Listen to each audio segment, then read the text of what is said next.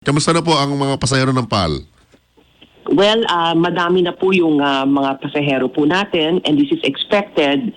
Mataas po yung passenger volume po natin sa airports, pero hindi masyadong nararamdaman sapagkat gumawa po tayo ng paraan para magkaroon ng convenience at hindi masyadong nagkukumpuni sa check-in counter. Alam mo, John, from the traditional 3-hour check-in period, we expanded it to 6 hours. Ibig sabihin, kung may flight ka ng 7 p.m. ng gabi, o sabihin natin 7 a.m., you can check in between 1 or 2 in the morning. Ibig sabihin, you can check in as early as 6 hours before your flight. Okay. So, to ensure na walang congestion sa check-in counters, ginawa po natin yung malawak na period of check-in. Yung check-in period malawak na po. Para hindi sabay-sabay nag-build up 2 to 3 hours before the flight. So this is a good innovative approach on the part of Philippine Airlines. No, we operate in Terminals 1 and 2 at nakikita po natin na it's very advantageous.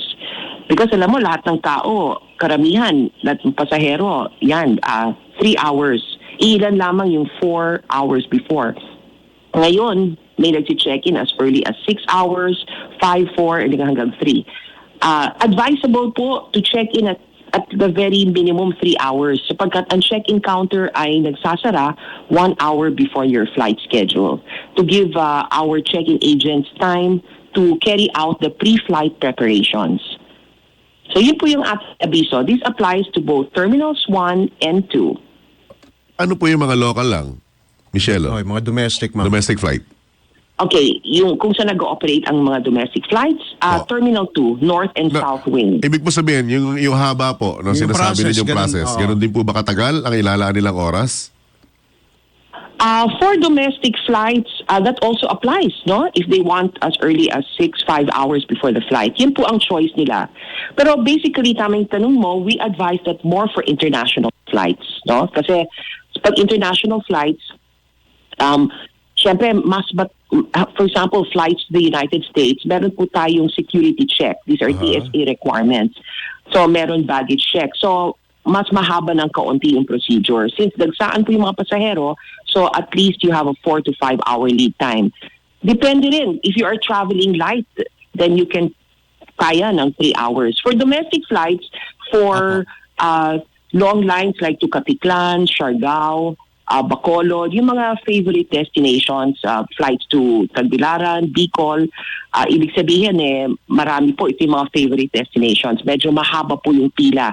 So they check in more than 3 hours before their scheduled flight. So, for this season lang ho ba yan, Ma'am Jello? Yes, this season, because normally we open the check-in counters 3 to 4 hours before the flight. Ngayon, binuksan na po natin up to 6 hours before the flight because of this peak season. You know, we average around 18,000 arrivals sa Terminal 1. Opo. Kung saan po tayo nag-ooperate ng domestic and international flights. Sa Terminal 2, 18,000 arrivals, no? Because on South Wing, we operate our domestic flights. Sa North Wing, majority of our international flights are there. So, sa Terminal 1 naman, meron po tayong average ng 6,700 arrivals where we operate flights from the United States, Middle East, Canada, Bali, Indonesia, and Guam and Honolulu. We average 6,700 arrivals. So, ngayon po na peak season, we are expecting a 15 to 20% increase in volume of passengers. Balita at impormasyon, magkasama, magkasangka. Doble paglilingkod ng tamang balita at tamang impormasyon. Dapat talaga nakatandem na to. Makinig ng live sa DWIZ. Naka-live din sa DWIZ Regional Integrated News. Panoorin ng live sa Aliw 23 at i-follow na sa social media DWIZ Facebook at YouTube. Tandem nina David at John. David Oro at John Ibanez, magkakambal na pagseserbisyo sa bayan. Hatid ang mga balita na bagong-bago, hindi OA. Diretsahang pagbibigay ng kailangang impormasyon sa bayan. Tandem nina David at John, hatid ng nagbabalita ng tama, naglilingkod ng tama. DWIZ, Monday to Friday, 6 a.m.